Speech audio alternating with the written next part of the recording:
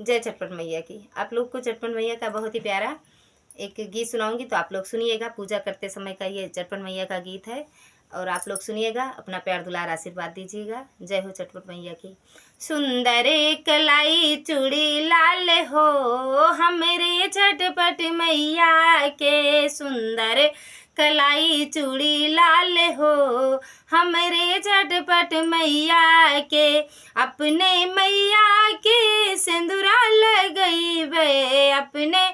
मैया के सिंदूरा लगइबे, बिंदी लगाइब लाले लाल हो हमरे चटपट मैया के, बिंदी लगाइब लाले लाल हो अपने चटपट मैया के, सुंदर कलाई चूड़ी लाल हो हमरे चटपट मैया के, सुंदर कलाई चूड़ी लाल हो हमरे चटपट मैया के, अपने मैया के चूड़ी पहिनइबे, अपने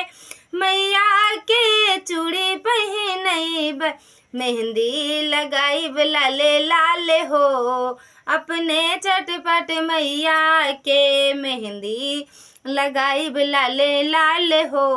अपने चटपट मैया के, सुंदर कलाई चूड़ी लाल हो हमरे चटपट मैया के, सुंदर कलाई चूड़ी लाल हो हमरे चटपट मैया के, अपने मैया के बिछुआ पहिनइबे, अपने मैया के पायल पहिनइबे, महावर लगाइब लाले लाल हो अपने चटपट मैया के, महावर लगाइब लाले लाल हो अपने चटपट मैया के, सुंदर कलाई चूड़ी लाल हो हमरे चटपट मैया के, सुंदर कलाई चूड़ी लाल हो हमरे चटपट मैया के, अपने मैया का लहंगा पहिनइबे, अपने मैया के लहंगा पहिनइबे, चुनरी ओढ़ाइब लाले लाल हो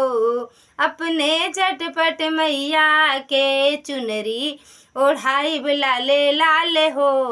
अपने चटपट मैया के, सुंदर कलाई चूड़ी लाल हो हमरे चटपट मैया के, सुंदर कलाई चूड़ी लाल हो हमरे चटपट मैया के।